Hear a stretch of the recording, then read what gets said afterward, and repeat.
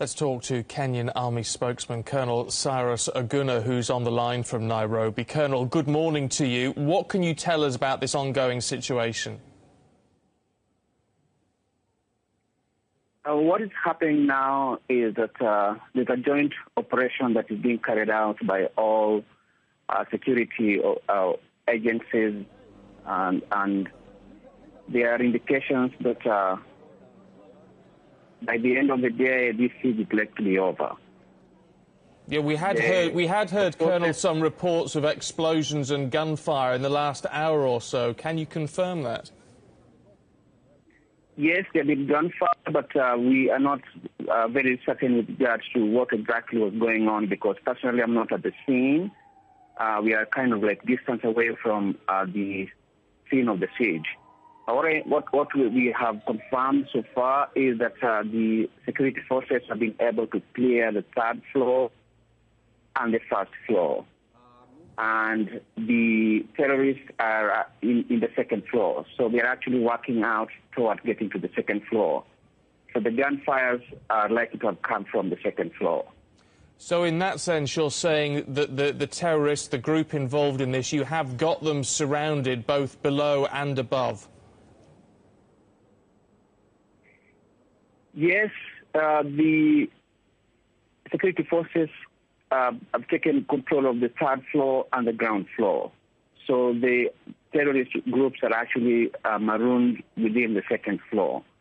So we expect the security forces will be able to get into the second floor and be able to bring this siege to an end.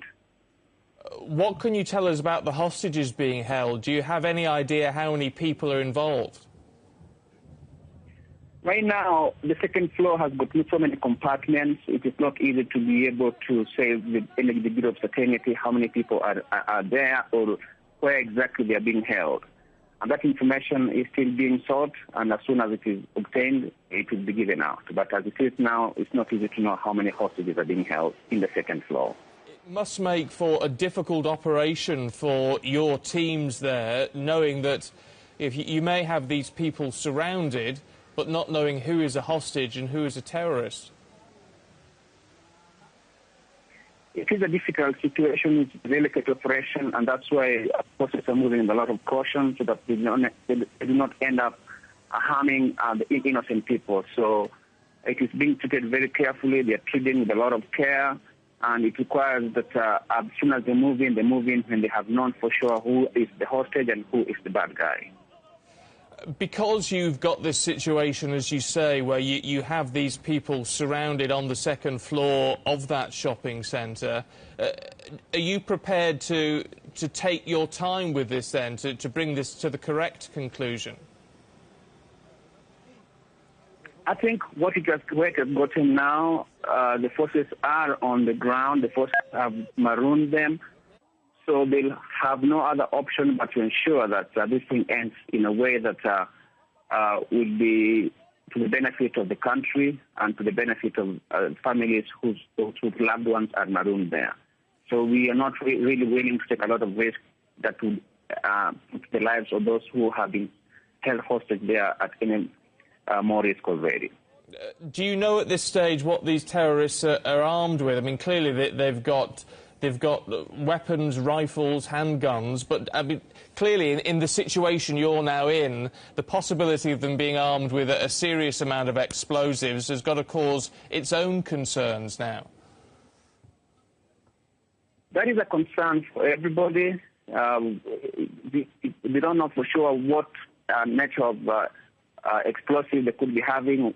We may know the nature of equipment, the weapons that they are holding, but in terms of explosives, we do not have that information, and that explains why there's a lot of caution with regard to how to get to the second floor, because you don't know what a terrorist may do, yet they may be having hostages there.